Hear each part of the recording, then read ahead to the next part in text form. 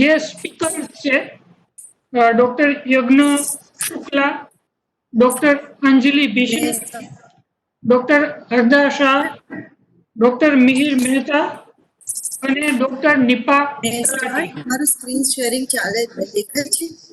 Yes yes, it is visible.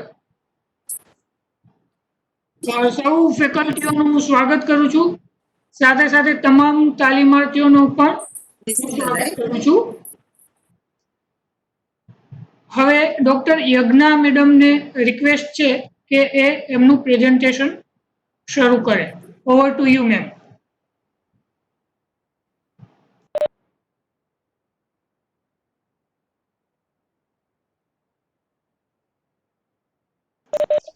You are not audible, ma'am. Please unmute yourself. Sorry for the delay.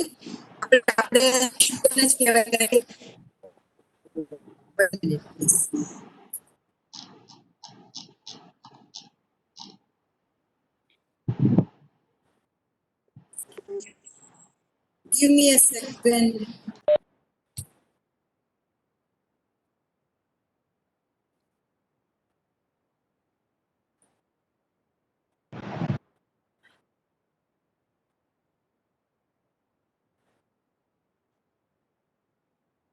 Am I audible now? Yes, ma'am. Please go ahead. Thank you. Very good afternoon, everyone. Sorry for the delay. Post-COVID rehabilitation. As the name itself suggests, it's once the COVID has occurred, there is a rehabilitation like post-TTR and post-THR. We are rehabilitating patients, but we don't require training, right? We have studied it and that is it. But this post-COVID rehabilitation requires special training, and that itself shows its importance. એનું મહત્વ ખબર પડે છે કારણ કે it requires special training. And as you all must be reading in newspaper, till date 1 લાખથી વધારે Covid patients આપણે ત્યાં ગુજરાતમાં રિકવર થયેલા છે, બરાબર? તો આ પેશન્ટ્સમાં એક પોસ્ટ કોવિડ થયા પછીની એક સિમ્પટમ્સ જોવા બધા મળ્યા. એના આધારે આ એક આખું ફર્સ્ટ ટાઈમ ઇન ઇન્ડિયા આવું પોસ્ટ કોવિડ રિહેબિલિટેશન સેન્ટર્સ બધે શરૂ કરવામાં આવ્યા છે.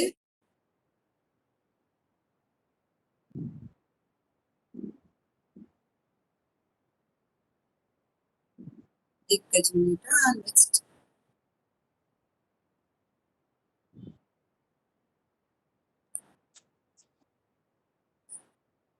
I'm not able to change it.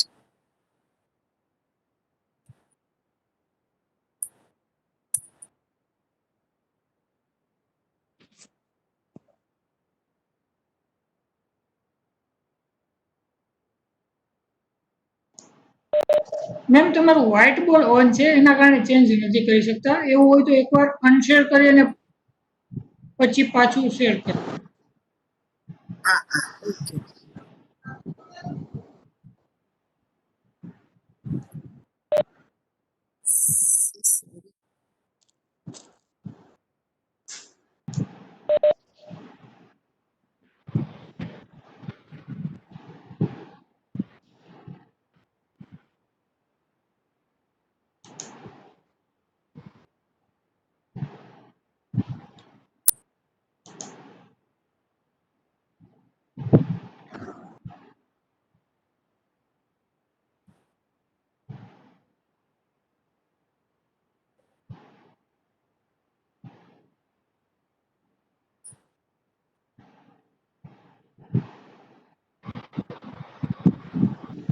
Okay. Okay.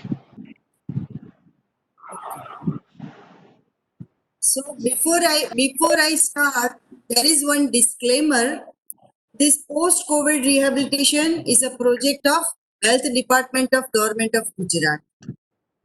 The information is compiled and finalized by subject experts. And the protocol, as we all know, COVID is a very odd weird. We don't have enough evidences. So till date, whatever is available on that basis, the treatment and assessment is planned. Am I audible? Yes, ma'am. Loud and clear. Thank you. So in future, it may require some modifications. So everyone is asked to update themselves accordingly. So don't just keep on following this regime or this protocol. If we feel like the experts, they feel like changing it, we may change it. So you have to update yourself as far as this treatment protocol is concerned. Now this is a team which have a subject expert team. Dr. Tushar Bhai Patel, he is a pulmonologist and he is our team leader. And you can see 5 photographs. Dr. Anjali Madam, she is going to take assessment part. Myself, I will be taking the basic requirement infrastructure about the setup of post-COVID rehab center. Dr. Nipa Talati Madam, she will be taking the red flags and the monitoring tool. It has stopped.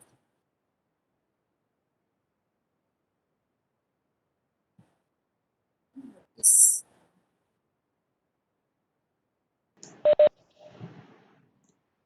કોઈએ screen share કરી દીધી છે ભૂલથી, please.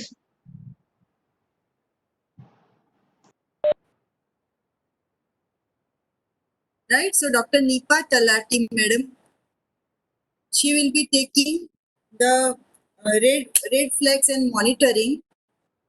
Mihir Mehta, instead of Mihir Mehta, Dr. Harda Shah will be taking treatment protocol. So please, each and everyone is subject experts and they have worked really very hard. So, and you must listen it carefully and follow it carefully.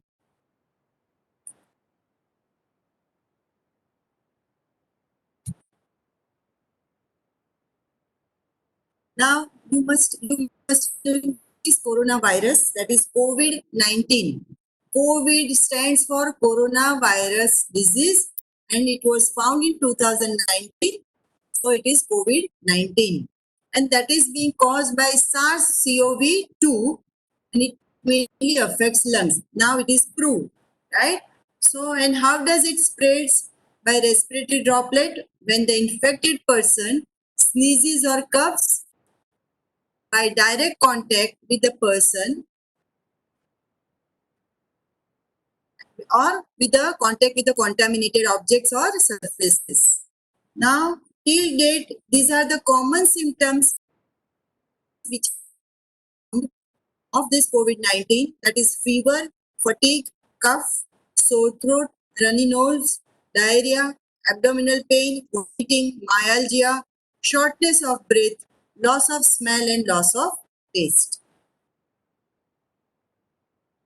And as we all know, it mainly focuses or it mainly affects lung, and which is life-threatening. And what it does is the fluid is being filled in air sac. Ultimately, that turns into fibrous tissues. So lung doesn't expand. As a physiotherapist, we can do miracles in such patients. We can improve the lung oxygenation, we can enhance functions, we can increase the muscle strength, right? We can reduce fatigue. We can help them in improving their quality of life. This is a treatment given at our 1200 bedded hospital, civil hospital. Always remember, physiotherapist plays important role in 3 phases of COVID. That is the one who doesn't have COVID. For the improvement of immunity, this exercise, WHO has given approval that and the proof that this exercise helps in improving immunity, which is very important as far as COVID is concerned. if somebody has affected or he has COVID, then even exercise again it helps. You can see this group exercise which is being by physiotherapists at our 1200 bedded hospital. And post-COVID, once the person has negative report or the COVID is part is over, then also physiotherapy plays very, very important role. Now, again, till date, these are the common symptoms or complaints about this post-COVID-19 patients. And these are loss of sensations in extremities, shortness of breath, short-term memory loss, muscle or joint weakness, muscle pain, fatigue, memory issues, reduced daily activity, diaphragm weakness, anxiety and depression. So the thing is not over once the report comes of COVID negative, but the people keep on complaining. Two of my juniors, they had COVID positive. Today they joined their duty, but still they are complaining some of these symptoms. So, and this is quite common in usually all patients. So that is how. अरे मैं coin नहीं करती बता तू मुकिन है मारुत पर बता मैं देख सकते Please unmute. Please unmute. Mother Sujal bhai, can you control this?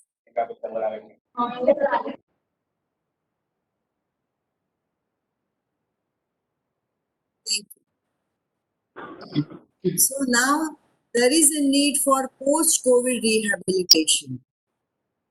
Now, for that, what are the infrastructures? What are the instruments? Basic, they are needed for this. That is what I am going to take. Now,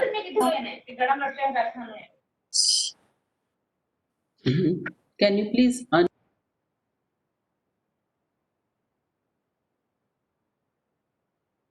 so that we need a well ventilated and airy room, minimum of 15 by 15 feet. Bigger the better. આનાથી જેટલી મોટી room હોય that is still, and it should be remember well ventilated. Huh? So because we are treating COVID patients.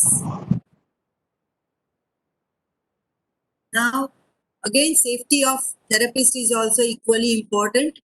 So you have to wear PPE, that is personal protection equipment kit. You have to have a sterilizer. You have to have a face shield and fogging, sterilized machine. Now, this PPE kit is, it should be as far as possible disposable, or you may use washable PPE kit, but sterilized, it should be sterilized. Again, biomedical waste, importance of biomedical waste, how to dispose it off, you must know. Right? So you can protect yourself and you have to be safe. So you have to wear PPE kit, that is required. Sterilization, sterilium, that is required. Face shield, that is also needed.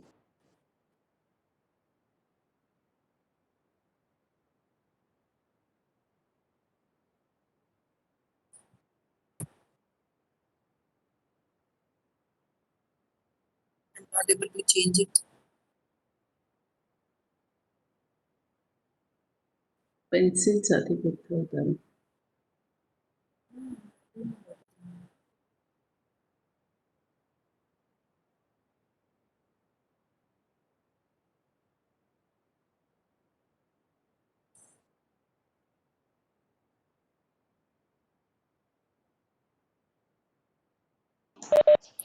Ma'am again white board select થઈ ગયું છે આપનાથી, એટલે ઉપર જઈ અને presentation share કરવું પડશે. White બોર્ડને અનશેર કરવું પડશે. એટલે ફરીથી શેર કરું? ફરીથી પણ કરી શકો છો, અથવા તો વ્હાઇટ બોર્ડને તમે અનશેર કરશો તો પણ પ્રેઝન્ટેશન ચાલશે.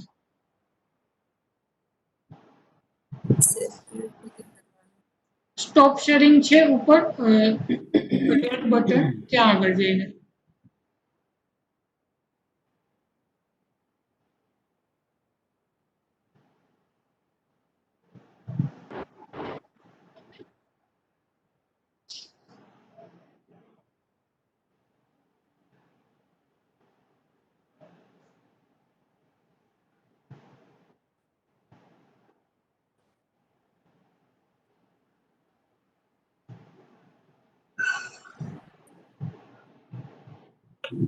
Now, over and above this PPE kit, you will need 2 small tables for 6 minutes walk test.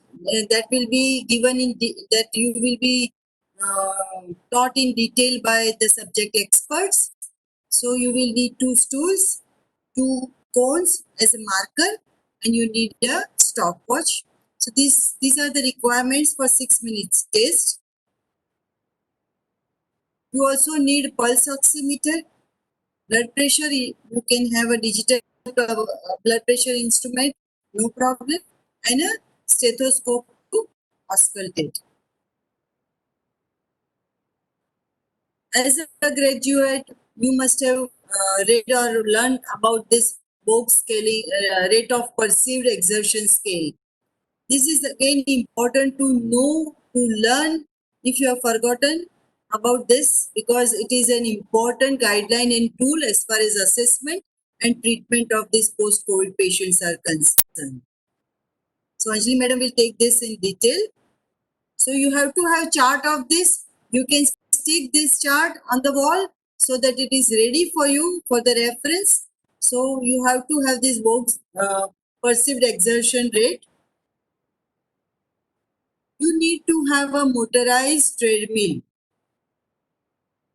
I can understand there might be some places where you may not be having this motorized treadmill. What is the alternative of this? That also at the end of lecture, when the question answer comes, the subject expert will be able to explain you what is the option for this if you don't have motorized treadmill. Again, static cycle, that is also is a requirement. If it is not there, you can ask what is the option about it at the end of lecture. This strength training or weight cuff or dumbbell, that is equally important.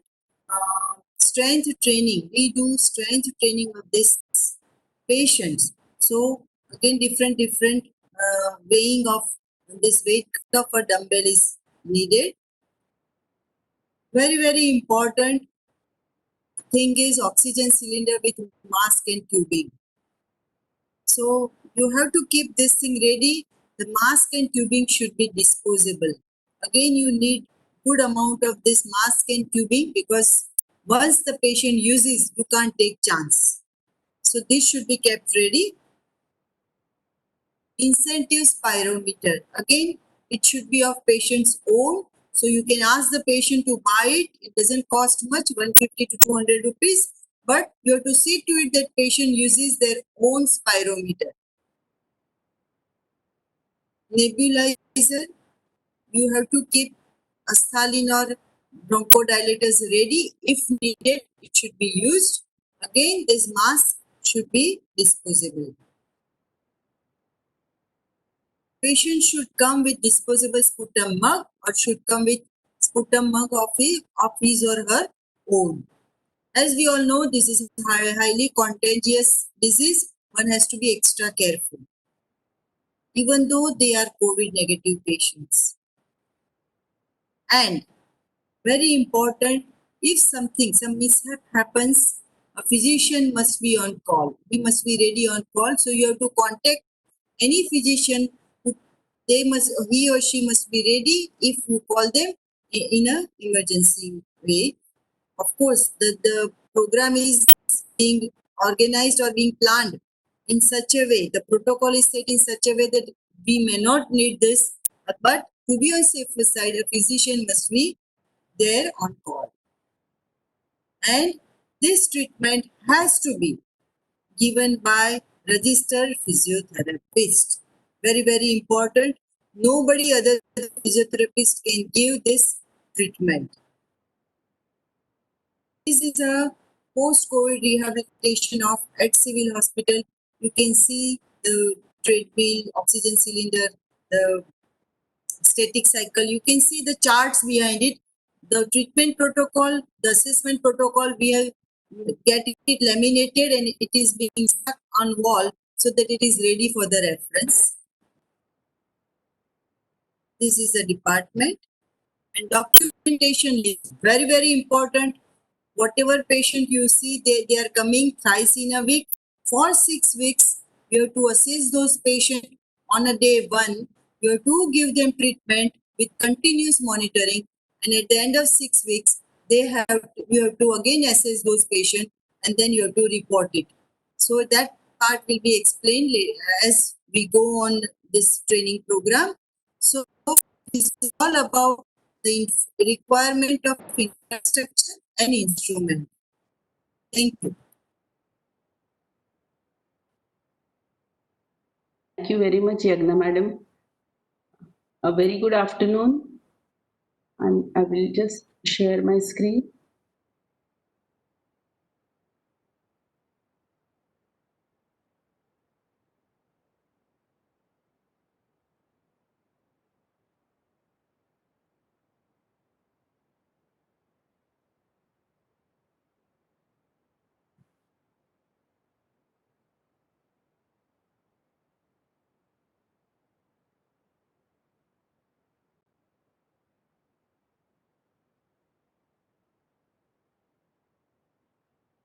Can you see it?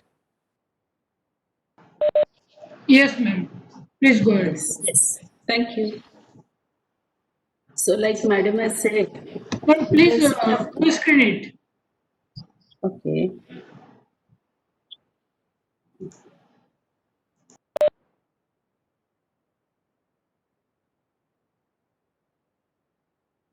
Is that okay? Yeah. Okay. Like madam has said, there is a coronavirus is creating a havoc in our lives. There is a rapid spread across the globe. A multi-system manifestation of the disease with varied severity, especially ARDS, requiring critical care, admissions, and death in patients with increased comorbidities, has been the hallmark of the disease.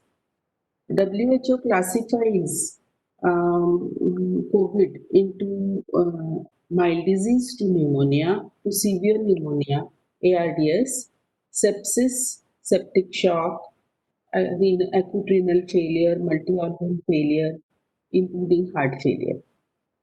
We have seen that 14% of patients are admitted to hospital requiring O2, oxygen, and 5% of patients admitted in the hospital need ICU. We have learned lessons from SARS and MERS outbreaks in 2002 and 2012, and we have documented clinical problems in the long-term survivors with implications for rehabilitation. So my objective is the importance of physiotherapy, the pulmonary rehab, inclusion and exclusion and assessment form. I will explain it in detail. So pulmonary rehabilitation is an intervention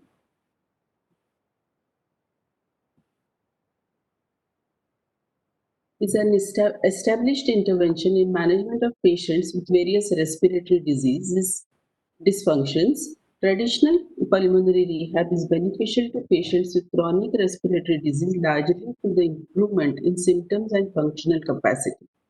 Post-acute rehabilitation and long-term rehabilitation interventions are recommended to optimize physical, psychological, and functional recovery in these individuals.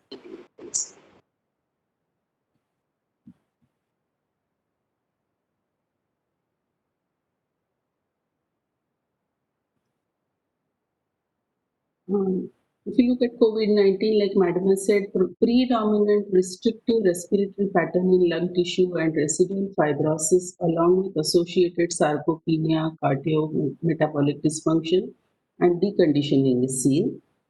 Critical illness neuropathy and myopathy causes lower extremity weakness. Critical illness neuropathy and myopathy we have seen and it causes lower extremity weakness and cognitive impairment in ICU survivors. There is reduced exercise capacity, impaired quality of life, altered lung function, and psychological impairments. So pulmonary rehabilitation becomes of paramount importance to facilitate function. We have seen hospitalization of patients with moderate and severe involvement and with comorbidities, and we have seen that they develop impairments like loss of muscle mass, muscle weakness, fatigue, and they need oxygen support. Some of the patients may have ongoing oxygen need at discharge and are recommended with long-term oxygen therapy at home. As lung pathology improves, the need for oxygen support reduces. However, the systemic changes of loss of muscle mass, weakness, and deconditioning associated tachycardia prevents resumption to activities to prior level. Hence, pulmonary rehabilitation is of utmost importance. Like Madam said, a structured, standardized program is initiated by Government of Gujarat all over Gujarat in government and non-government physiotherapy colleges and centers. After initial baseline assessment in a standardized format, that is the first visit when the patient is referred to you by a physician, you will have a baseline assessment. Then patient will be recruited based on the inclusion and exclusion criteria. Informed consent will be taken from all the participants. Standardized exercise protocol is to be implemented based on the patient's assessment. Patients will have to come for 3 days per week, that is on alternate days, for 6 weeks. And post-assessment is to be done at the end of 6 week, that is after the 18th session. Before enrollment for post-COVID-19 rehab patients, they should be screened by a physician. We are hoping that it will be so because this is a government project and we expect that all the patients who need physiotherapy will be referred to us by a medical practitioner. And like Madam said, it will be better if we have a person who is there handy during the process. So who are we going to include in this program? Post-discharge patients with 7 days isolation complete, long-term hospital stay, all those patients who have long-term hospital stay, elderly and patients with comorbidities, long-term oxygen requirement, but patient should be able to walk, that is it. And scarring of chest scan on chest scan and fibrosis. We are going to include all these patients. And exclusion, recent myocardial infarction or electrocardiography changes, complete heart block, acute congestive heart failure, unstable angina, uncontrolled severe hypertension, that is BP more than 180 by 110. And of course, if the patient is having severe fatigue, then also probably we will exclude them. So if you think of assessment is a very, very crucial phase thing which is necessary because we will be deciding the treatment based on his basic capacity. We have to decide what is his status and accordingly we have to put him on an exercise regime. So assessment is very crucial. It guides us in the rehabilitation and we also monitor the progress. So we need the demographic data. We also need this is all there in the form, assessment form. So name of the institute is necessary. Patient number and his address and contact number is very, very important. We all know our patients, compliance with our patients is very less. So it may be necessary that we need to contact them regularly and ask them to come to us for 6 weeks. This is a long program, so we want them to come for 6 weeks. So by that time, the effects will have come and then they will be able to do the things on their own. So history of COVID, date of diagnosis, duration of hospitalization versus home quarantine, duration of hospitalization in ward or ICU, history of oxygenation, maybe he is on ventilated, a high flow nasal cannula, BiPAP, whatever. What is the type of oxygenation that he was on? What all medications he has taken? What comorbidities he has? He may be having metabolic disorders, pre-existing respiratory or cardiac ailments, pre-existing neuromuscular disorders. Vitals, they are very, very important. BP, SpO2, respiratory rate, all the vitals should be monitored pre-exercise session, during, as well as post-exercise session. Oxygen requirement, we need to see whether there is any external oxygen support which is required. Auscultation, we have all learned about auscultation, but in these patients, we know that we don't want the patient to cough. Cough will spread the viruses. And most of the patients do not have secretions. We have seen that they don't have secretions, but comorbid conditions may give rise to presence of secretions. So if there are presence of secretions, we have to check and treat the patient accordingly for removal of secretions. Then this is a test, a 6-minute walk test. It is a simple submaximal exercise test to assess the aerobic capacity and endurance. It also measures the level of functional capacity. All of you know this test. I will just give a brief idea of how it is to be done. After you have the data, name, date, supplementary oxygen, if the patient is having pre-exercise vitals, so pre-exercise RPE, post-exercise rate of perceived exertion. This is to be taken pre, and just a minute.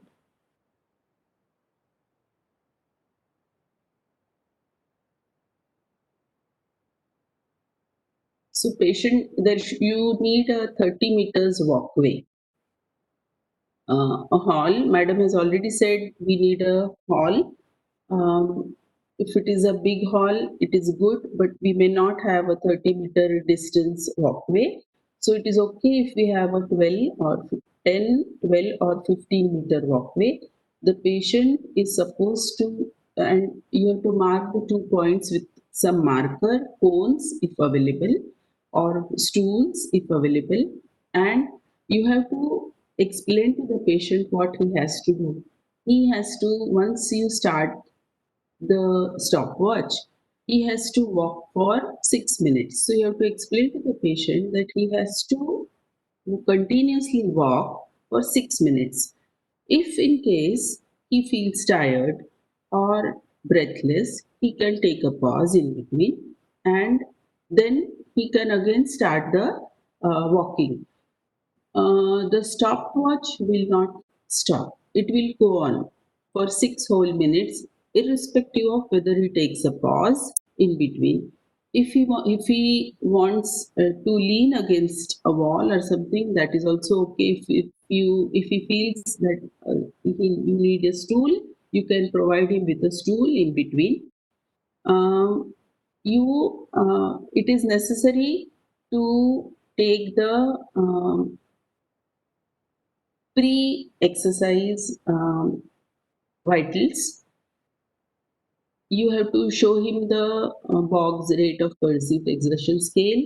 You have to explain the scale thoroughly to him, and then ask him whether he is ready to walk for 6 minutes. Once he says yes, you start the stopwatch, and he has to walk. He has to walk across the 2 points which are shown here. The distance here is 30 meters, but it can be 10 meters or 15 meters. The point is that if he has to walk too many times, then it takes little time when he goes across the point. So it is preferable to have it as 30 meters, but if not 30 meters, equal distance we have seen with 15 meters also and 10 meters also. Okay, so he has to walk, and the most important thing is you have to measure the SpO2 before the test and during the test. At every minute you have to check because it will be put on his finger. So you will be able to get his heart rate as well as his SpO2 all the time. You are not supposed to walk with the patient actually. You don't want to pressurize him. But the instruction is that he has to walk as far as is possible, so that he covers the maximum distance. Okay, once during the test also, after every minute you ask him, you tell him, you encourage him by just saying, this 1 minute is over, 5 minutes are remaining, and you are doing good, and continue. And if he feels that he needs rest, then he can stop in between. He can take a pause and then continue. After every minute, you have to check his SpO2 and respiratory rate. And then after 6 minutes are over, you measure the number of laps that he has finished and calculate the distance.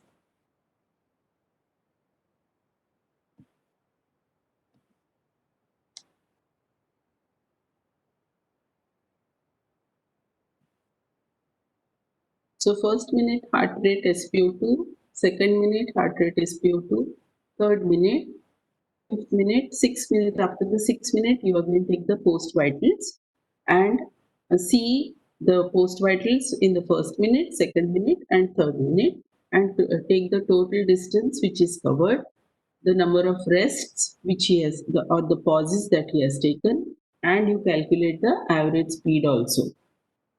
How to calculate the average speed will be taken up by Harda madam, because that is important for us to decide the intensity of his training program.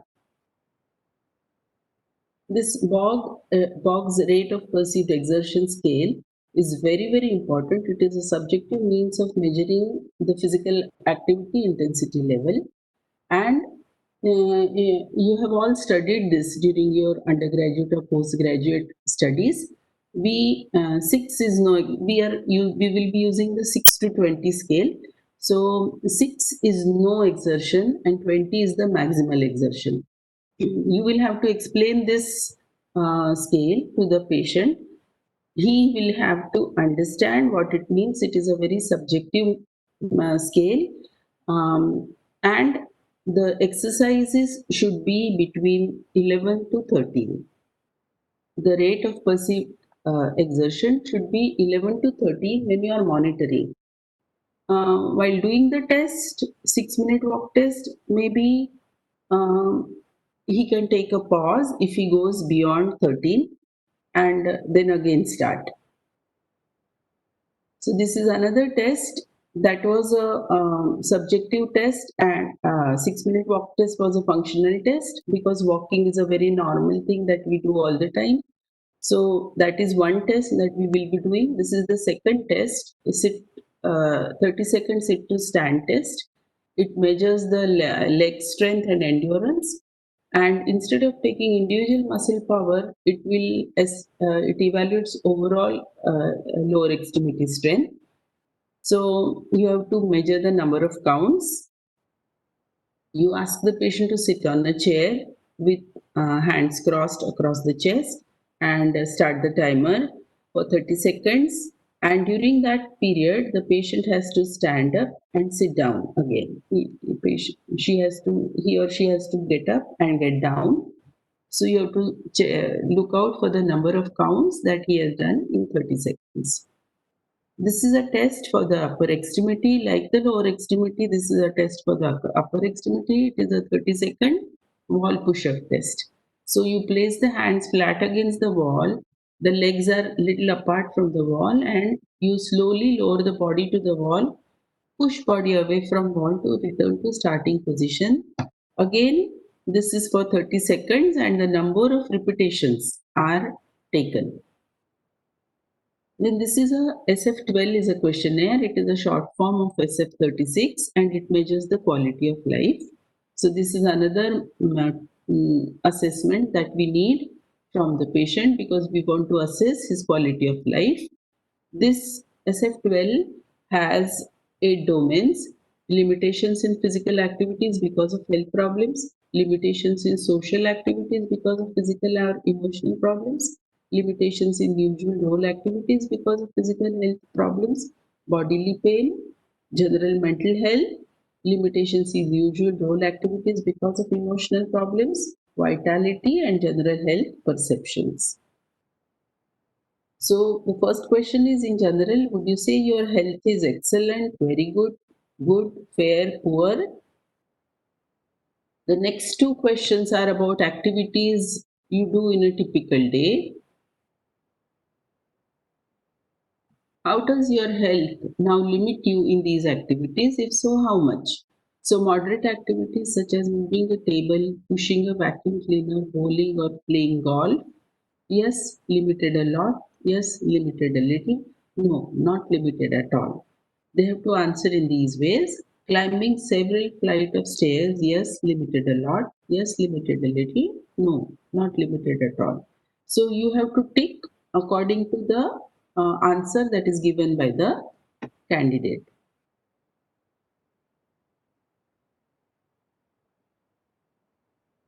During the past 4 weeks, have you had any of the following problems with your work or your regular activities as a result of your physical health? Have you accomplished less than you would like? Yes, no. Were you limited in the kind of activities?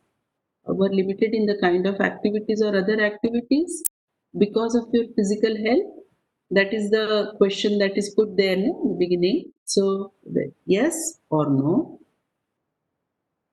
During the past 4 weeks, were you limited in the kind of work you do or other regular activities as a result of any emotional problems, such as feeling depressed or anxious? Have you accomplished less than you would like? Yes, no. Didn't do work or other activities as carefully? Yes, no. During the past 4 weeks, how much did pain interfere with your normal work, including both work outside the home and housework? Not at all, a little bit, moderately, quite a bit, extremely.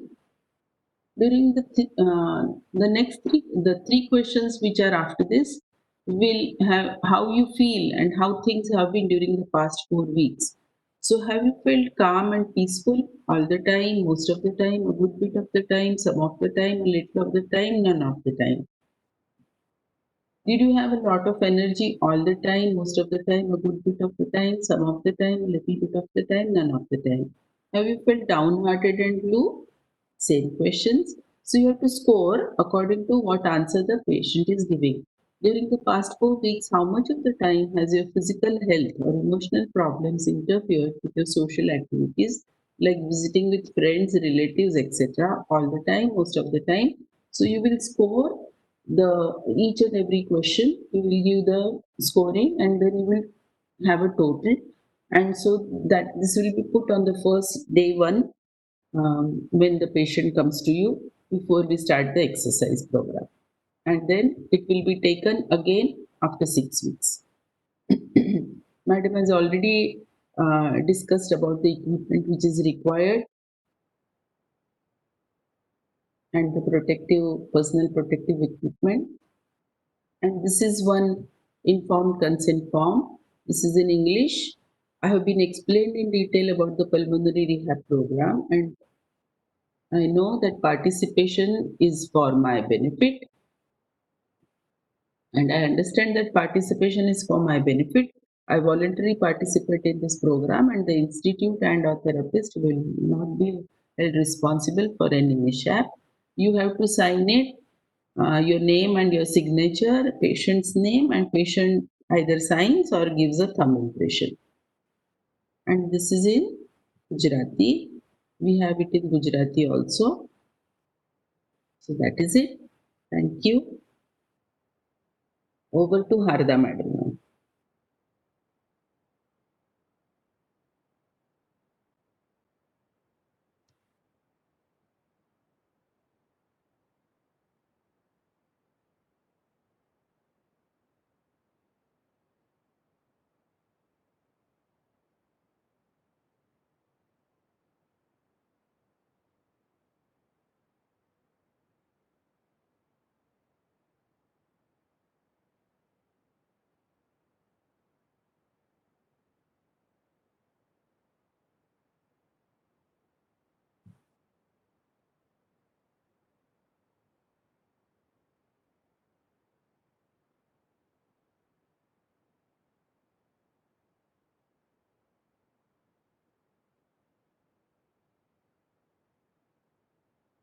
My screen is visible to everybody? Yes. Okay. Okay. So, myself, Harda Shah from IKDS KITS Ahmedabad.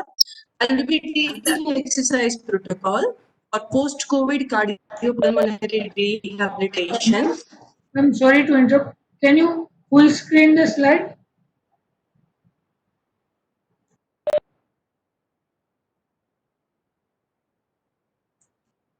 Okay. I'm just doing it. Okay. Now, is it okay?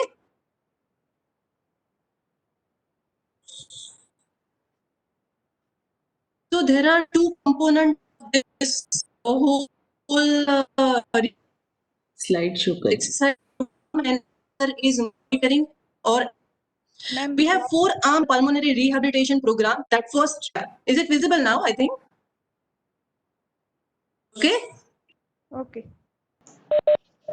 Yeah, yeah. Okay. Okay. That Yeah. is Done. yes. Thoracic. There are 4 arms in this pulmonary rehabilitation program. First one is thoracic expansion exercise. Second is aerobic training. Third is strength training, and fourth one is lung clearance. So the whole program is consist of 6 weeks of program. We will be calling the patient for 3 times a week, continuously for 6 weeks. That will be on alternate day. Okay. The intensity of the this aerobic and strength training I will be explaining you. But basically, grossly, it is in the moderate range. That is rate of perceived exertion should be in between of 11 and 13. That is light and little bit of high.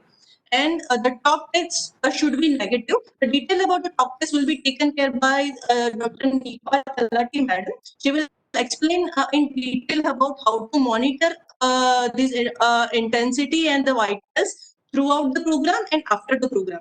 The total time duration will initially may start from a 10 minutes minimum as a 10 minute, but gradually it will progress to 45 minutes, and then we can stretch it as a whole set of pulmonary rehabilitation may last for 60 minutes.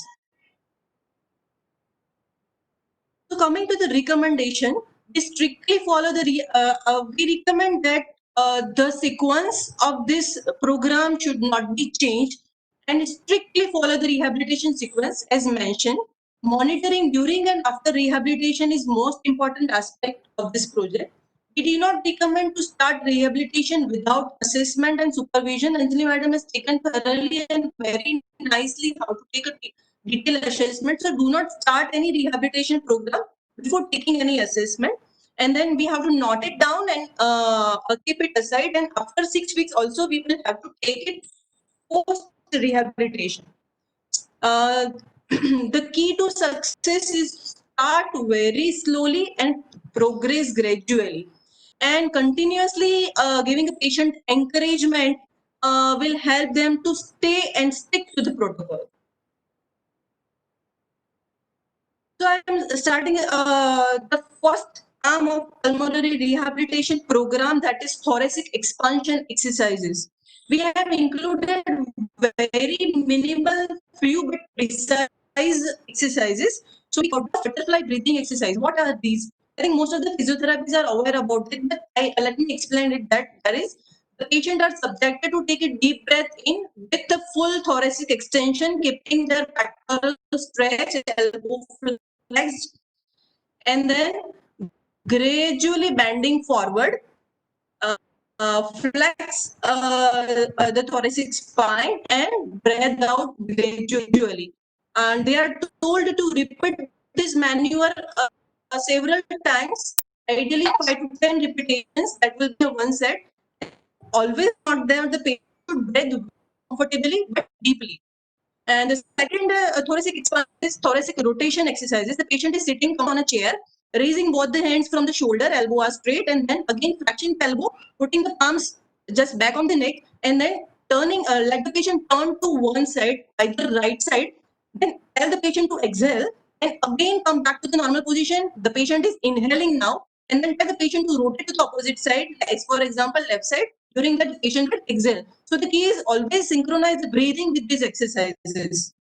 So again, these exercises can be repeated for 5 to 10 times. The third important aspect of thoracic expansion exercise is incenti spirometry.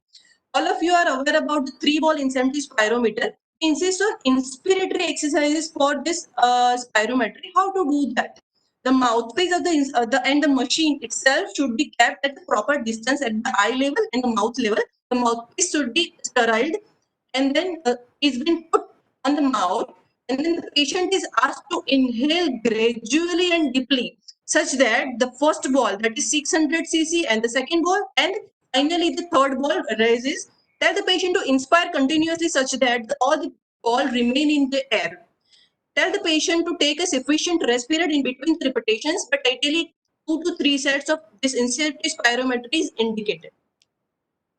So the thoracic expansion exercises, 3 main exercises are included. Coming to the aerobic exercises now.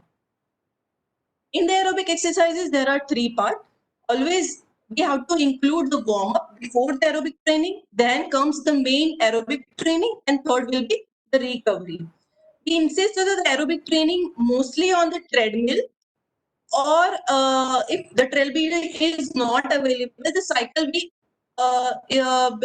okay, but we do not encourage to make the patient to walk on a level surface. We will discuss it later on why we are telling about that. So coming to the warm-up exercises, these are to be done before the aerobic exercises to get ready the circulatory system and oxygen delivery system ready.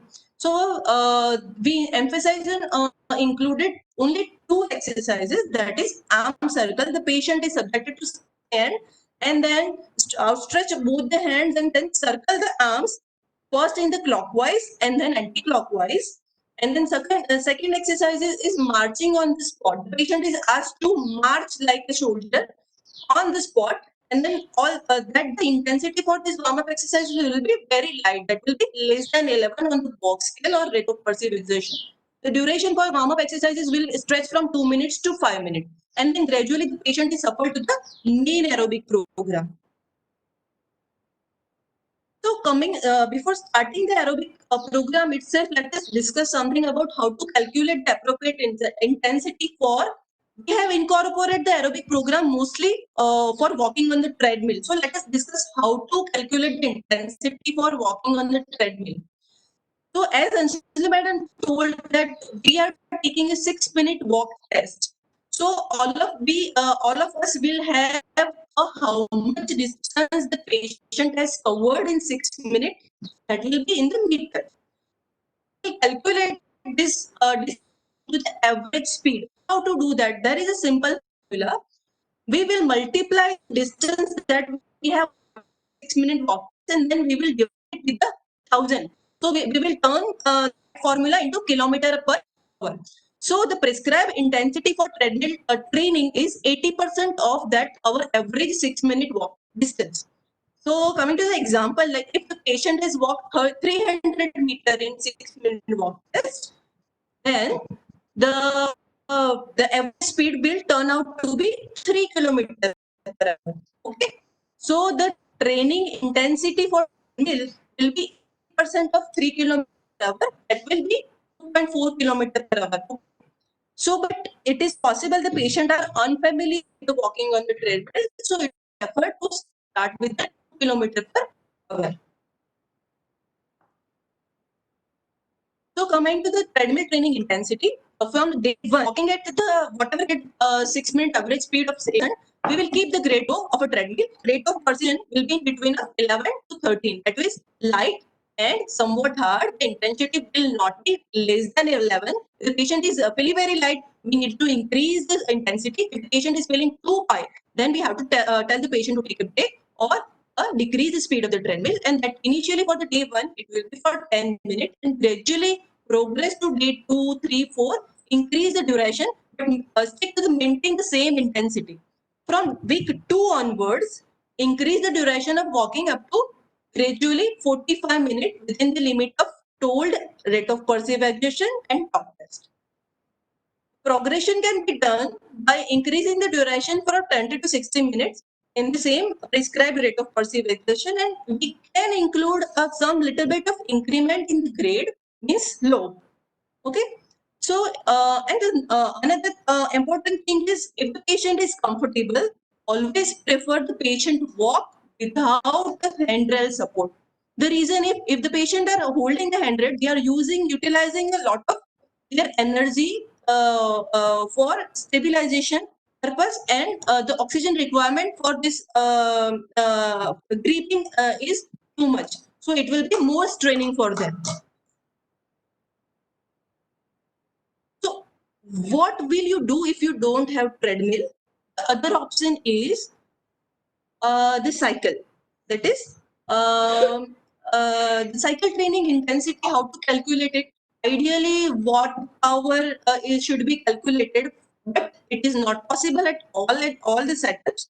So you be watchful for the rate of perceived exertion, maintain that in between 11 and 30, and then progress gradually. Start with the 10 minutes, and then gradually increase the duration for 5 minutes over a period of days, and then progress, stretch the duration up to 45 minutes within the limit of same rate of perceived exertion and talk test.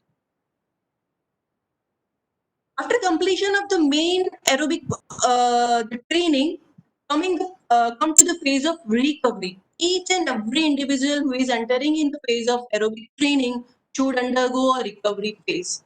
It has two parts: dyspnea relieving position, and then second is breathe control technique. It may and the duration of our recovery, we have to wait and then let the patient recover from the aerobic training is 3 to 5 minutes. Am I audible? Okay. Yes, ma'am. Loud and clear. What are the dyspnea? Yes. What are the dyspnea relieving positions? Uh, you can fair enough look into these pictures are that there are 4 positions that can be assumed by the patient. That the patient, if they become more breath, automatically is they are forward and taking. The first image is leaning a support of the wall and leaning back to relax. Second, taking the help of tool and the upper extremity. In the third image, the patient on the chair leaning forward. In the fourth image, if the patient is more dyspneic, you can provide the patient with some pile of pillows to take support of his head and upper extremity. Why to assume these positions? So when the patient are severely breathless, they are try to use their accessory muscles of respiration. So when we fix the upper extremity,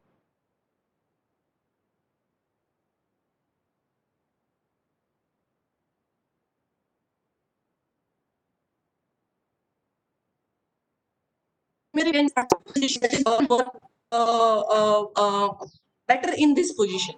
So we will emphasize that encourage adopting one of this position for recovery after aerobic training. Second, lean forward position help to dome the diaphragm and improving its length tension relationship. Assess the relaxation of upper chest while encouraging the use of lower chest.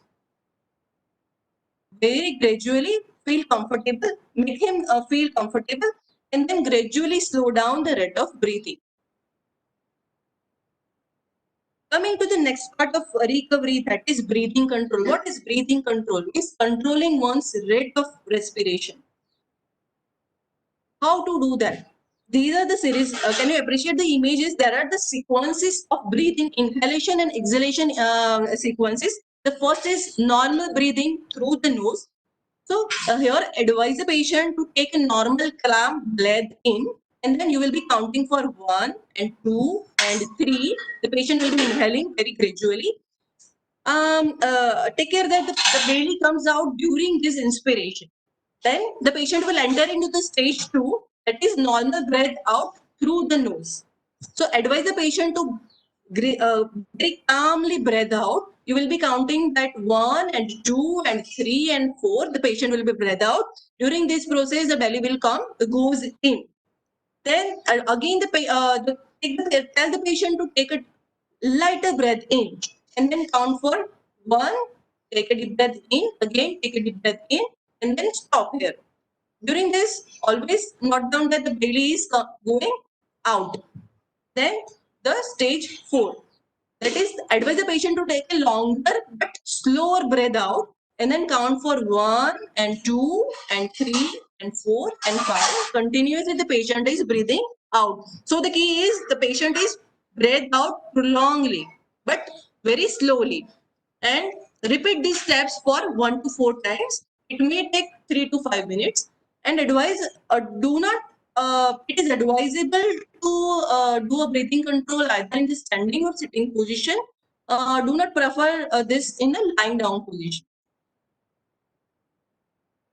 So after the aerobic training comes the strength training. You can take a vitals after once the patient has completed the aerobic training. If the vitals should come to the baseline level after the aerobic training, and then only you start the training program. We have included the aerobic and strength training program in the whole session. Once the patient is coming to you, so the patient will be going in the cycle of thoracic expansion exercise, aerobic training, strength training, and if there is a need, there will be airway clearance technique. So let us see the key component of strength training. So they are very specific, and we encourage all the physiotherapists to stick to the protocol whenever it is possible. Monitor by the rate of perceived exertion is must during the strength training, and it has to be done 3 times per week on the alternate day. Same I told about aerobic exercises, it will be on the same session after aerobic training, and taking rest after aerobic is most important. If the person is unable to stand his to do his exercises, then we can give him a chair for comfortably sitting, and then he can perform his strength training in the sitting position. And the particular goal is to improve the repetition more than the weight, as we are not assessing the patient's 1 rm or what is the strength of particular muscle. We have more focused on the functional strength training. So we will encourage to do a more of endurance type of resisted training, so that we will gradually increment in the repetition rather than increase in the weight. The first exercise is the standing and doing a heel raise. So we will the patient will be standing either with the support. If the patient is comfortably having a good balance, he can stand without support. Tell the patient to raise the heel as far as possible from the floor, and then advise the patient to do it 8 to 10 repetitions. That will be a one set of exercises. The patient can take a support of chair or railing for the support, and then gradually progress to 1 to 3 sets. And it is advisable the patient is only take 1 or 2 seconds of rest. More longer rest is not advisable for more beneficial effect of this strength training. The second exercise is back kick, standing back kick. This is for basically to strengthen the back of the gluteal muscles, back of the hip, and then back of the knee muscles. The patient may take a support of handrail or table or whatever a kitchen platform. We will, and then if the patient is comfortable, we can tie a weight on the ankle. We will advise to start with a minimal weight, maybe a 500 grams or 1 kg of a weight, and then tell the patient to comfortably stand, but do not lean forward from the back. Only the hip extension muscle should work, and then progress to such more sets. One set will be 8 to 10 repetitions, as I told in the previous exercises. That will remain the same for the here, and then progress to 1 to 3 sets of such exercises. Then moving to the third set of exercise, that will be for quadriceps muscles. The patient will be sitting comfortably on the chair, and take care that the patient is not leaning too much front or back. It is ideal if they are not taking a support of backrest. And then you can tie a weight approximately start from the 500 grams, and then progress to 1 kg, or then very minimal progression should be done. And then the patient should comfortable. How will you calculate that this weight is okay? The patient's rate of perceived exertion is also a key to monitor the fatigue level in the particular muscle is also important key to monitor the patient perceived exertion. So here also tell the patient to raise the leg such that the knee becomes straight in the line, and then tell the patient patient to do 10 repetitions, he can take a rest 1 to 2 minutes, and then it is like if the patient is able to do in a 2 to 3 sets. The other exercise is standing shoulder flexion extension. The patient can use dumbbells or there are hands or free weights are all available. Otherwise, there is also allowed, and then 8 to 10 repetition progress 3 sets of exercises. This again another exercise is standing and shoulder abduction. The previous one was flexion exercise with elbow extension. Now this is shoulder abduction, Slide. elbow extension. Again, use a minimum weight and progress gradually in increment of the weight. Yeah. My slide visible now? No. Next slide. Okay. This slide. It is high sitting knee extension. Again,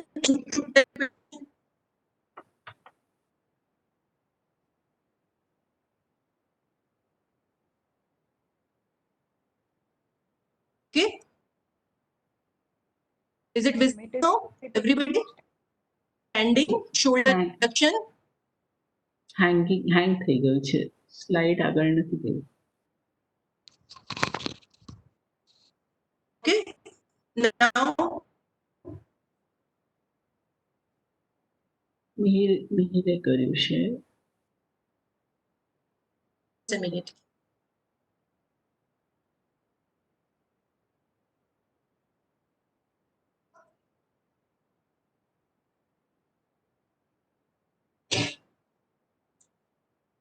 Is it visible now?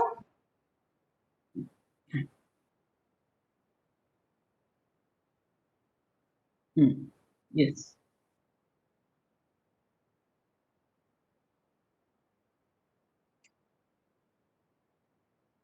Now,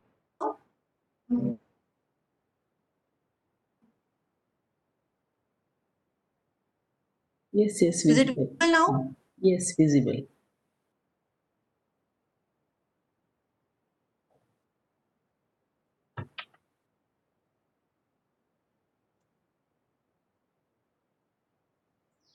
Okay. I have not missed anything.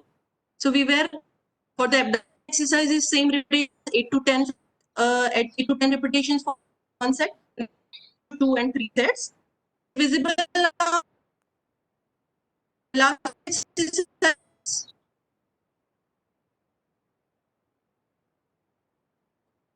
Then all push-up.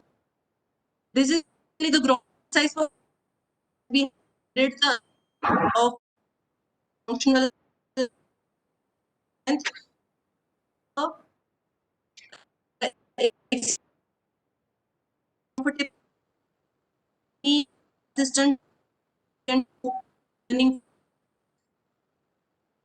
to repeat hands and do a cycle of exercise and shoulder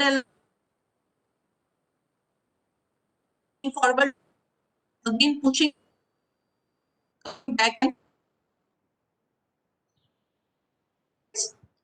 exercise exercises is very important. Medicine smiley ball. That's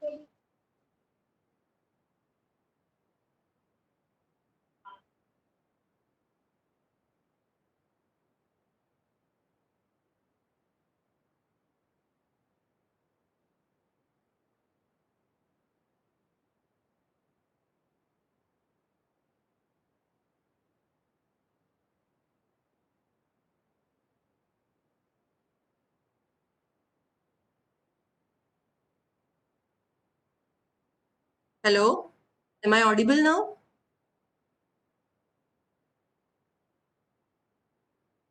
Am I audible Yes. now? Yes. Continue. Sorry for inconvenience. Yeah, sorry for inconvenience. There are a lot of technical issues. So last one is the gripping exercises.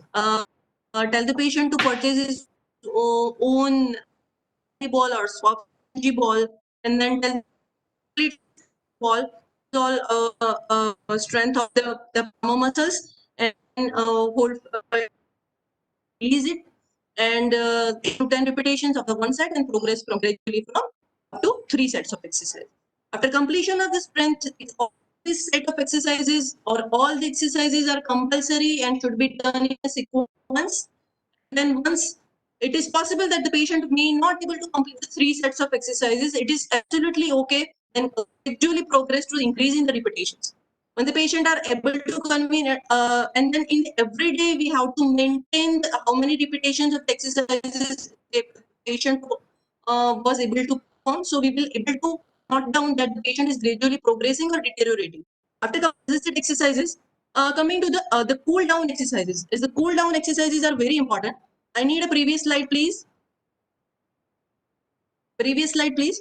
There are only a 5 set of exercises. Am I audible? Am I audible?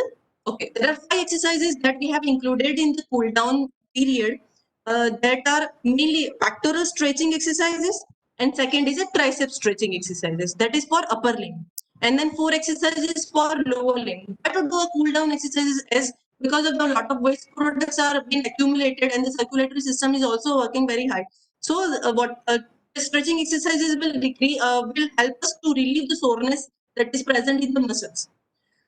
So the 4 lower limb exercises is basically the 4 major muscle group, that is quadricep stretching exercises. The patient is comfortably taking the support of the ball and then holding and then pulling the whole leg backward in such a way that the front of the thigh muscles are getting stretched. They should feel a comfortable stretch over there, and then hold this second for hold this position for few seconds and then let it go, and then tell the patient to repeat it for 2 to 3 times. Then the second exercise is hamstring stretch. The patient can take a help of a smaller stool or a table and then leaning forward and try to touching the toe in such a way that the back of the thigh and the calf is being getting stretched. The patient should appreciate there is some little bit of stretch is felt. The third exercise is calf stretch. That is the patient is leaning forward and standing in the step standing position and then leaning towards the wall such a way that the calf muscles are getting stretched. And the fourth one is inner thigh stretch. The patient in a lunges position, the legs are a little bit wider than normal, and then leaning to the sideways such that the inner of the thigh muscle are getting stretched. Tell the patient to hold this position for few seconds and then repeated this stretch for 2 to 3 times. And again, you need to take all the vitals, the whether they should come to the normal, and then ask the patient they should not feel any soreness again in all of these muscles. Next slide, please. So we are entering in the 4th component of our pulmonary rehabilitation program, that is lung clearance technique. We can change the sequence of lung clearance technique either first or last, depending upon the requirement.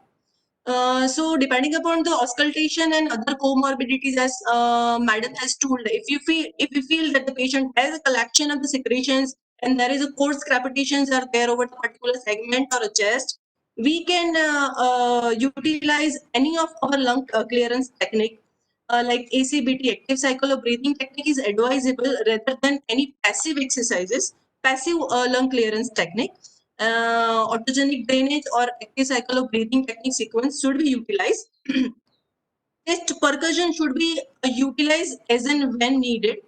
Postural drainage is not recommended by the committee, as the head down position may increase the dyspnea in this vulnerable patients. Next slide. So the sequence of training will go. The sequence of training will go like lung clearance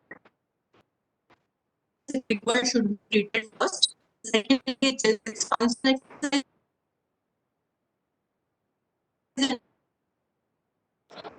spirometry exercise. Third, clearance if required.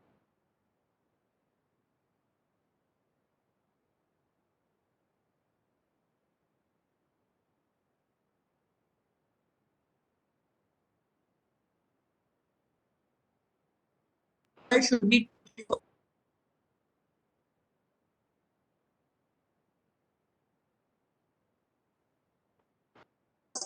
second will be this is an inflated spirometry exercise.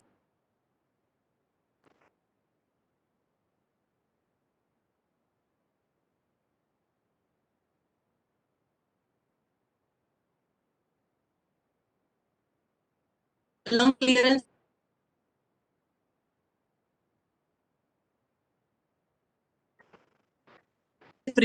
be treated first. Second will be Yes, sir.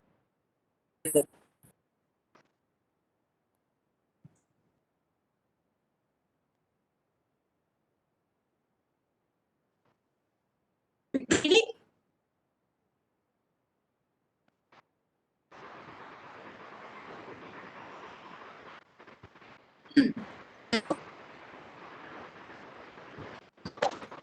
so this this message is very popular, was very popular in our WhatsApp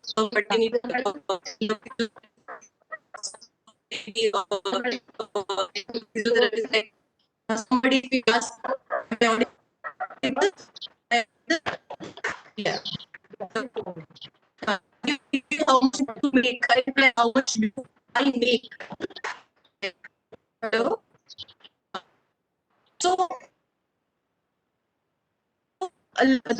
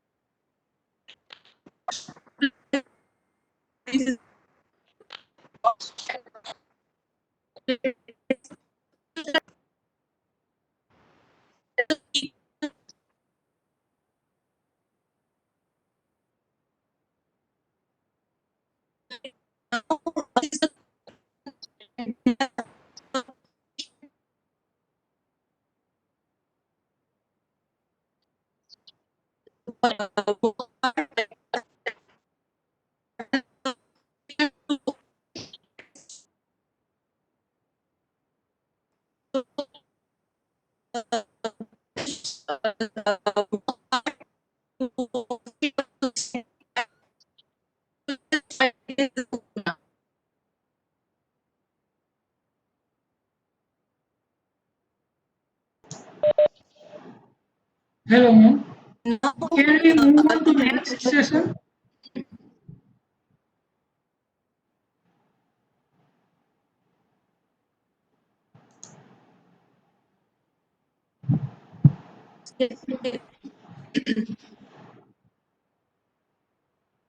now is it visible now? My screen is visible now. Yes, ma'am. Yes, it is.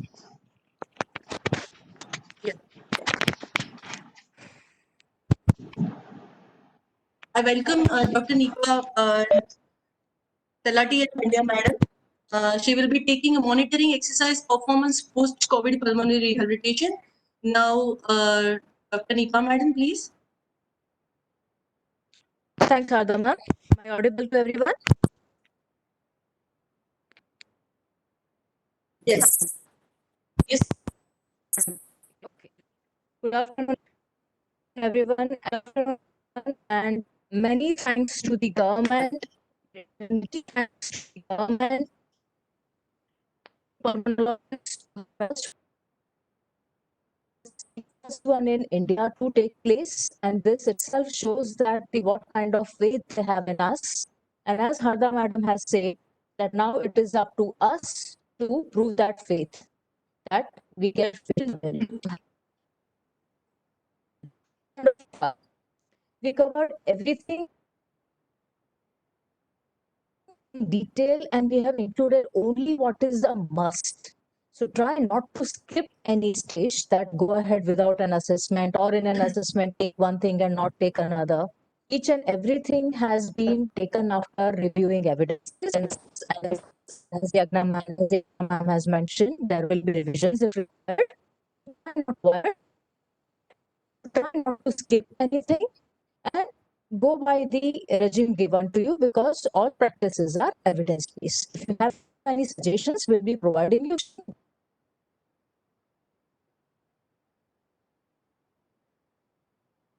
on the same time.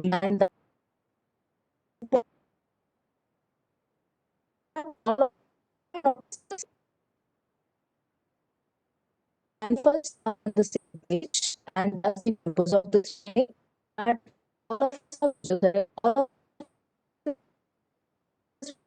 us one important that all of us are on the same page. This, that if at all the chance that there is a long gap between your actual practice of cardiopulmonary respiratory and this post-COVID rehabilitation,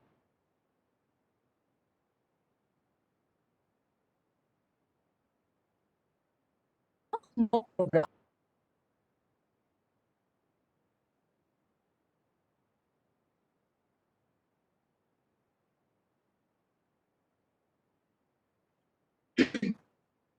Are going to likely to face, and that will answer most of your questions. Once of us are on the same, it's spend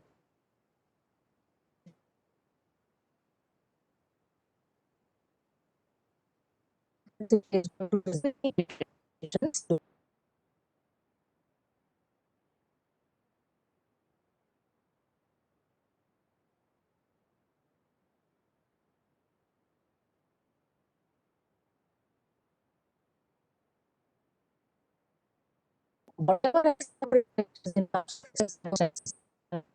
training or conditioning at the end of the education. An issue with students, and we expect a little bit of even during this post-COVID rehab. Try to ensure that your patients stick to the regime and they complete 6 weeks training. Not only it's important to monitor a BP, but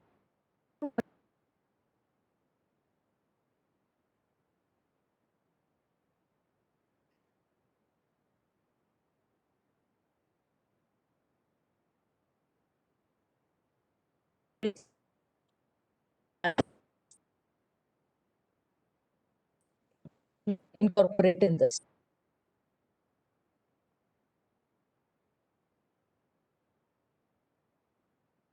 And saturation are the objective methods.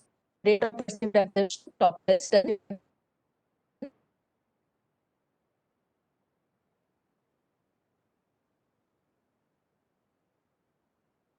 there are going to be individual differences, and you can't really make a program for it. There are going to be individual differences, and you can't really tailor make a program for your program.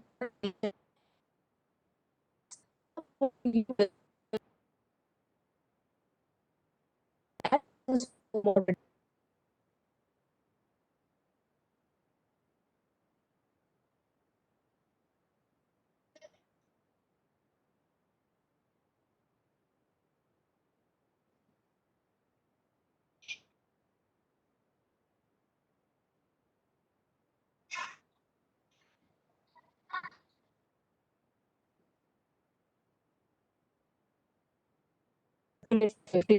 Multiple by 4.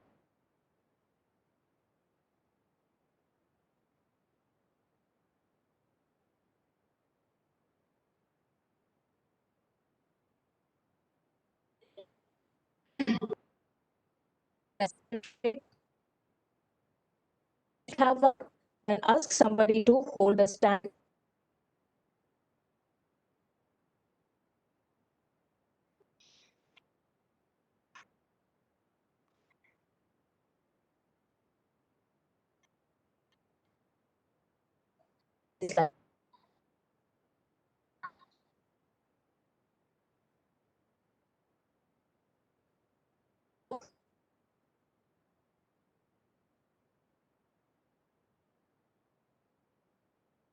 So if your instrument is lying on the stool, and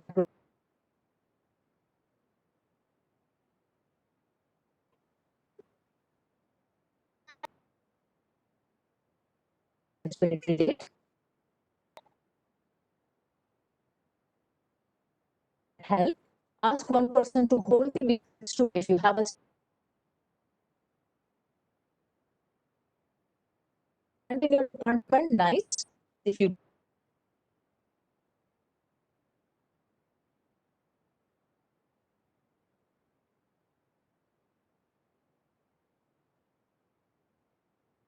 measure back.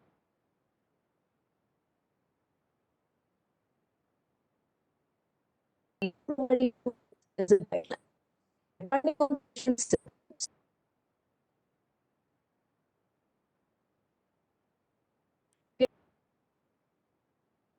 that rating of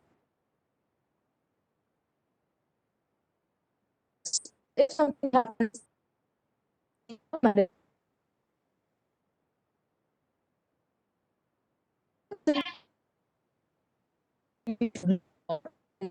yeah, just therapeutic of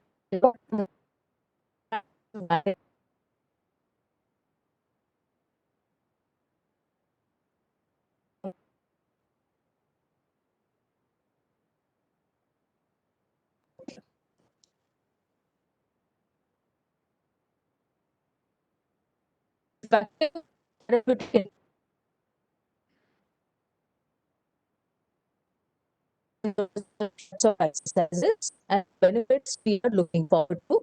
Let's say heart rate. Heart rate is going to increase with exercise, but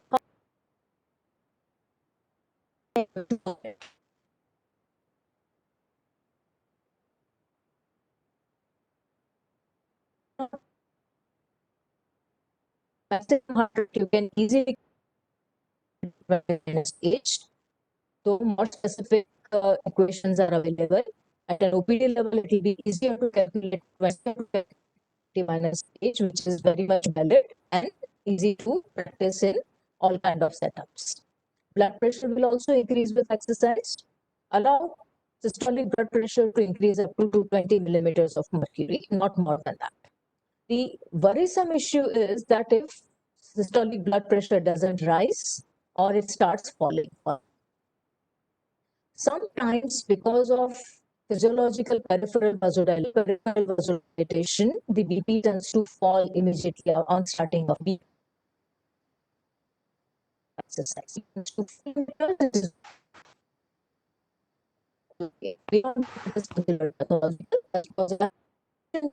is important because as I was mentioned, your patient, though he's mentioned, your patient, though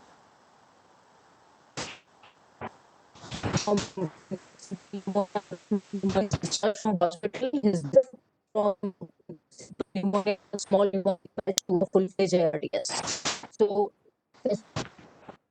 situation monitoring is important. It is to be important here. If a patient desaturates, just watch. But here,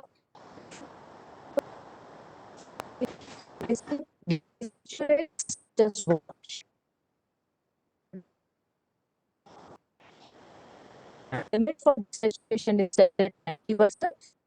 If a patient desaturates to 90%, if a patient desaturates to 90%, first start with a supplemental oxygen loss and continue with exercises and watch for symptoms. If a patient desaturates 90%, start with supplemental oxygen and continue with exercises.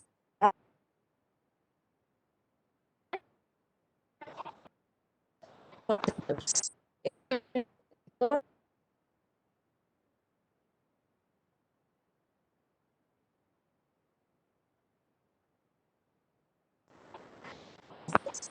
And watch for symptoms. If patient recovers from that and takes saturation during exercise and from that and maintains saturation during exercise, continue with the exercise program. And if the patient is symptomatic, then you need to evaluate further. Can you evaluate further? Next slide, please. Emphasizing on each area of personal. We are using it to prescribe intensity. We are using it to monitor patients. We are using it to monitor strength training, because the mechanism of dyspnea is different. The mechanism of dyspnea is different in these kind of patients. Monitoring with RP in the somewhere very light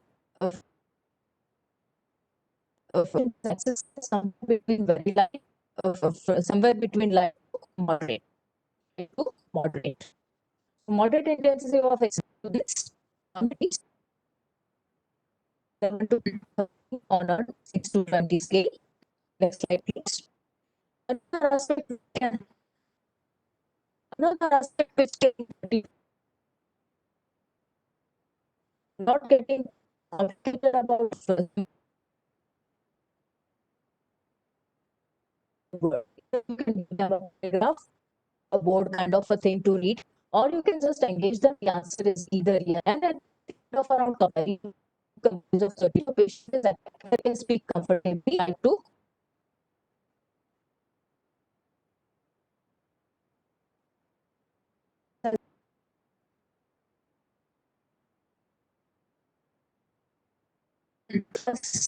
and it is harmful to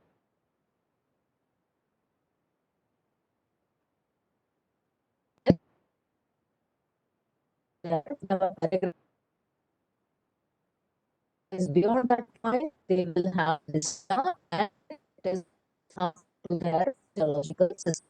So, for moderate intensity of exercise, ensure that your patient is performing at an intensity where they are just stopping at them into it. Because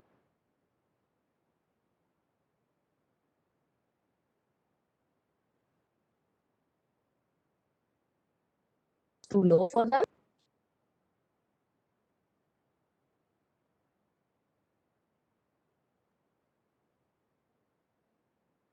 Threshold is not low for them.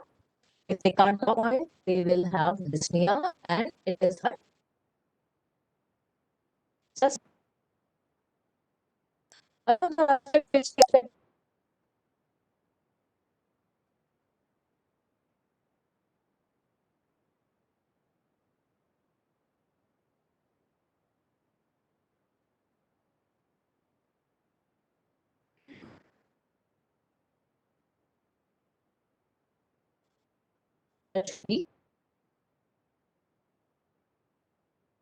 with us. We already talked about dyspnea relieving positions. And as part of all this, if there is anything which you think you can't handle, or if some actual untoward incident happens, ensure that there is a physician on call available. In all the setups, there is going to be an associated OPD, and just have a word with the physician in charge or whoever your authority is, that if required, in case of emergency, whom should we contact? That much you have to ensure. If there is anything, any concerns from your side, the session is open for discussion.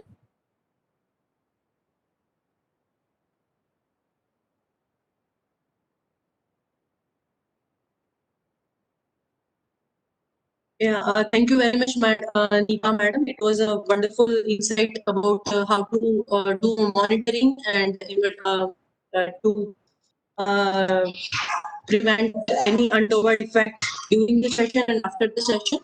Um, if anybody have a question, all the panelists are open for that.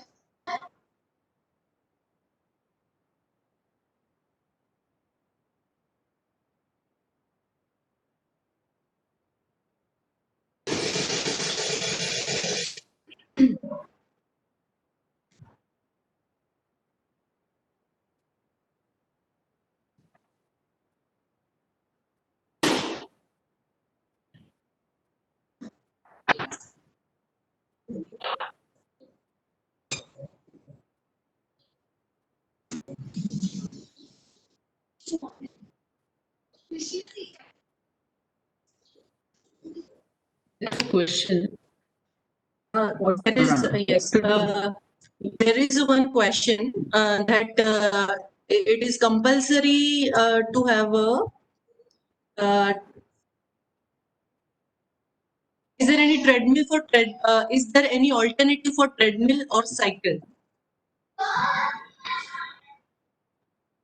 Uh, we as a committee members thoroughly gone through all the aspects of pros and cons, but we insist that training on a treadmill is most ideal. If there is a no treadmill, we recommend training on a cycle is a must. But in any way, if you don't have any treadmill or cycle, it is possible that you can make the patient on walk the patient on a measured lap, but you cannot control the speed. That is one issue. You can calculate the length of a lap and then convert that measured distance and tell the patient to walk on a particular time, or they have to complete that laps in a. For example, if there is you prescribed exercises for 10 minutes, they have to complete a certain laps in a 10 minutes. That is the way, because you cannot control the speed over there.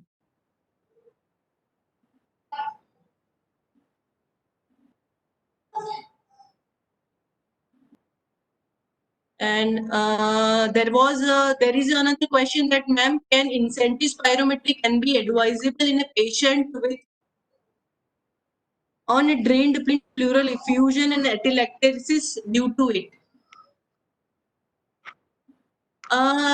You need to know that how much is a pleural effusion. If it is a minimal pleural effusion, minimal is 10 to 20 ml of pleural effusion only in the X-ray. The concavity the sharp angles are lost. It is okay to open the underlying atelectasis. But if the effusion is more than that, moderate to severe, you have to ask the medical officer before doing any intervention. And for atelectasis, I think incentive spirometry is a must for atelectasis. If patient has atelectasis, then incentive spirometry is a very important tool for physiotherapy. Anjali madam or Nika madam want to comment upon on this question, madam? Yes. Yes. What you Yeah. said is right. Yes. Okay. We can give, but if it is more, then we have to take care. If the effusion is more. Then there is another question. Ventilation. Ventilator. Yes. Yeah, ma'am. Please carry on. Yes. Postural drainage, in these patients, actually, it is a new disease. So, we don't know about the consequences. So that is why we want to be careful about the head low position. That is the concern in postural drainage. We feel, I think there are some evidences which say that postural drainage causes dyspnea in patients with such conditions. That is why we feel that it will be better if we don't have the postural drainage for relieving secretions. There are other techniques which are available, which we have already explained, which can be used. And a further thing is, most of the time, patients with post-COVID are usually they don't have a secretion problem. Usually, they have a problem with weakness and fatigue and endurance. I think there are very few patients which come with retention of secretion, and we can very well manage with ACBT Yes. or autogenic drainage. Prone position is the best therapy proved for a ARDS after COVID. Here we are dealing with a patient who have recovered, means they are in the subacute or chronic stage. So they don't have any ventilation perfusion mismatching that what we believe. Like if the patient is having less than 5% of oxygen saturation on air, or if the patient on oxygen therapy and having less than 85 percent of oxygen saturation, then prone position is ideal. But when we are calling the patient for pulmonary rehabilitation, we insist that this patient, we are classifying the patient in the two way. Either they need a acute care or they need a rehabilitation. As Anjali Madam has explained in a detail that in which patient a patient will be included and who will not be included. So I think you got my answer.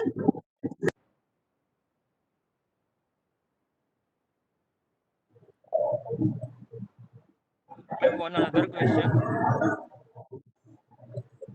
Hello. Yes. Please. Ma'am, one other question. If patient is isolated, then and patient wants to do the treatment, can we do that? That was the question.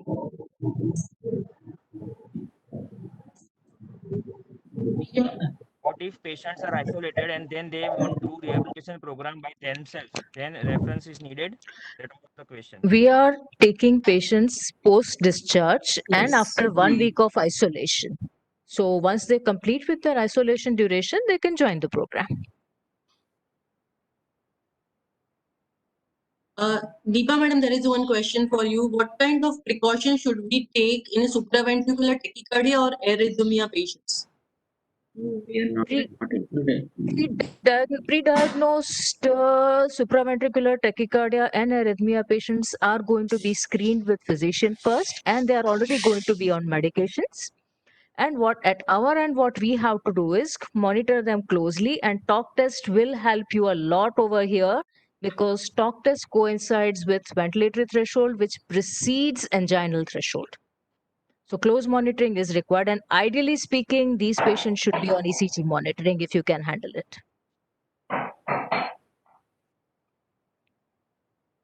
But There they is can also one continue, they other. can enroll, provided they are ready to take their medication. And one other question: do we need physician's green signal to or COVID negative test to go for rehabilitation? Get that? Do we need a green signal from physician or post-COVID, I mean, a COVID negative test to run the rehabilitation? That was the question. We need an official discharge paper and 1 week isolation. After that, they are going to physician, and after physician's examination, they are going to come to us. Physician has to reference the patient for the pulmonary rehabilitation, because Yes, if we are not taking PARQ or something like that. We are but relying on physicians for that. The patients are stable, and then now they can enroll to the rehabilitation. That is what. we haven't taken part 2 for ease of administration of affairs, but all the components of PARQ are taken in the assessment. Yes, ma'am. There is also one question like incentive spirometry only be used in inspiration or can we use it in expiratory process also? See, there is a proper way of doing incentive spirometry. We emphasize on thoracic expansion exercises. Basically, the patient have a ventilator limitations. Patient recover from lung fibrosis, though, so they behave like restrictive lung conditions. So ideally, if the patient are mastered in doing inspiration exercises through incentive spirometry and sufficient inspiratory capacity in incentive spirometry is, for example, more than 900 cc with 2 to 3 seconds of hold, you can practice expiratory exercises also. But if the patient is not able to achieve inspiratory capacity up to 900 cc, then wait for a few sessions and then gradually progress to expiratory exercises. Ma'am, one another question. What Just if give me a patient? minute. And sorry, just an afterthought on that arrhythmia question, that though we are doing everything, we are monitoring heart rate and not allowing patients to exercise beyond 80% maximum heart rate. And supraventricular tachycardia heart rate is 150 and above. So I think this training is pretty safe. But if the patient still has a pre-diagnosed condition, then they have to take medications and come with physician's referral. And ideal will still remain ECG monitoring if you can handle with such patients. Sorry. So at PHCs and CHCs level, most probably it will be difficult to handle these patients. Maybe if you don't have a physician on call, it will be better to exclude them if you feel. Yes, that is what I feel. Into a bigger center. No, in bigger centers, district places, it will be okay, but I think in CHCs or small centers, it will be difficult to manage probably these patients in case of any mishap. So you can, I think, exclude them if a physician is not available on call. Better, because not all of them will be trained, not all of the centers will be having crash carts. Okay, so it will be better to exclude. Ma'am, one another question. What if patients post-corona patient is having lower limb fracture and is on the partial weight bearing?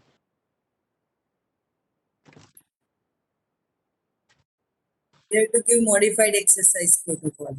For one patient, there is no fixed protocol. 6 minutes test can be done with the cane, but it will not give a exact functional capacity. Test. And the problem is this type of patient should not complain about breathlessness because most probably they are on low mobility. So I guess then your first course of action should be make them mobile by routine orthopedic physiotherapy or something. And then recruit them, because they Yes. even the exercise sessions will be difficult for these patients. And lot of messages are coming that provide the protocols in PDF. We will be providing the protocols PDF, but later on, you just need that will be that correspondence will be done through the government of Gujarat and Dr. Tushar Patel sir, as Yagna madam said, and Dr. Mihir will be and Dr. Yagna madam will be a coordinator between the this government hospitals and the government. You should have write it down. Yes, ma'am.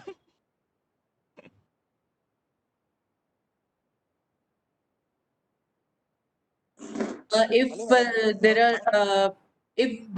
is also another question that if the patient was asymptomatic, was symptomatic COVID positive and home isolated, does required full rehabilitation program. Again, here you have to do a assessment. If the patient have a fatigue, patient have a comorbidity, if the patient have a functional limitation, the patient have a restriction in the daily activity participation, if the patient is having altered quality of life, then definitely yes, the patient require pulmonary rehabilitation. question is, if patient in ICU, we can give chest compression manually to exhale the sputum. Yeah, this is out of yes, but you need to see the vital parameter laboratory investigations. You need to see the platelet count. You need to see INR, PT, INR. What is that? And then because of the passive the compression, vibration, percussion, it is possible that pulmonary hemorrhage may happen. So you need to check before doing any intervention. So ideally, the positioning the patient is the best way of management, but you need to see the other laboratory parameters as well. So, and better is to communicate with the intensivist. Okay. And the thing is, madam, when we doing compression, the patient is sometimes very discomfort many times. And my sometimes MD also told me to only compress the patient's lungs and try to exhale the sputums as many as you can. I think so. It was very complicated situations in ICU sometimes. Sir, but do really your patient have a airway blockage, or the patient is having only a pneumonitis? You need to differentiate it. Whether the patient has increased airway resistance, the patient is having airway spasm. You need to differentiate, sir, thoroughly. Okay, the patient is pneumonic, madam. The patient is pneumonic at that time.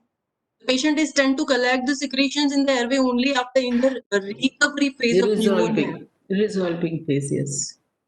Resolving phase of pneumonia, it is possible the patient may start producing the secretions and then they get dislodged in the yes. But COVID we have seen patients with COVID without any secretions. The resolution of the pneumonic patch is without any secretions. They resolve like that. That is why we are saying continuously that these patients do not have secretions, most of them, unless there are comorbid conditions.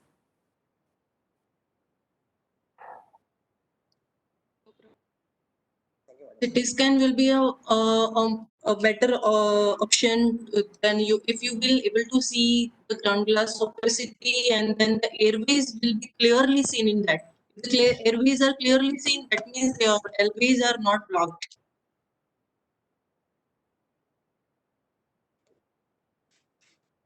Thank you, madam. Thank you so much. Actually, my granny suffered from COVID-19 recently and she is already a chronic SVT patient, SVT patient. I treated her at home only with medications and chest physiotherapy. So just wanted to confirm my special attention should be taken. And they are telling a special thanks to Nika madam. Yes, definitely you will have to provide a separate room for it. There is a question that should we have to provide a separate room for it? Yes. I think that's it. I think that person has missed first lecture, it seems. Yeah, Yagna madam has nicely explained. 15 by 15 length with well ventilated aerated room is a requirement to carry out a pulmonary rehabilitation program.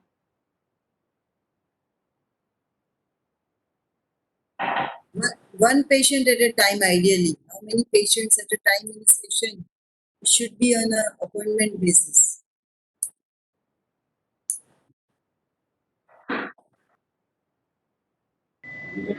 Crowding of patients.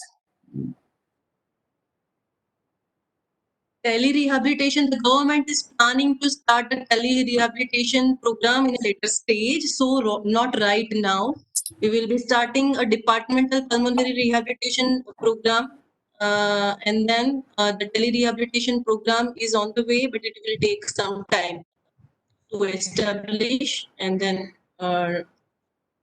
And you cannot use run. this program as a tele-rehabilitation program. It has to be a different program. There are lots of monitoring in this program. and to monitor a program with tele-rehabilitation is little bit tricky, and that's why government is planning at later stage, I think. Monitoring of patients will be difficult. There When might we have yes, when we have a tele session. the criteria will be different, it seems, for home exercise protocol. The reason we emphasize the patient to come to the department is once the patient become a self-monitoring status, like he can handle his or her emergency by his own, then it is safe for him or her to do a pulmonary rehabilitation program at home. So I think I think time that's is all, up ma'am. now. Yes, time is up. And thank you very much to all the participants, all the wonderful physiotherapists. There was a lot of technical issues from my side. Yagna madam nicely handled. Yagna madam and Anjali madam. Sorry for the inconvenience. No, no, Thank you, Thank everybody. you all, madam. Thank you. Thank you Yeah, all. take you. Sujal sir, we are Yeah. closing this training program. Okay. Final comments from your madam, Yagna madam? My take home message is it is not easy to treat this kind of patients. So this assessment and treatment protocol is really important. You have to follow it thoroughly. You have to be in touch with subject experts. Stay home, stay safe. Thank you. We will be providing a email on which you can put in your queries as and when That sir, necessary. I will be in contact with you for this mail and PDF, all these things. Yes. Thank you Thank you. all the faculties and all the participants for joining this program. We had around 245 participants at a time. We were expecting 300 participants for this webinar. Somehow rest can't join. So we will upload this webinar video on YouTube by SIHFW Vadodara channel. So those who have missed can see this webinar on YouTube. Thank you very much, sir. Thank you. Thank you all. Have a Thank you. safe. Stay safe. We are ending this meeting now. Thank you. Thank Thank you. you. Sir. Thank you.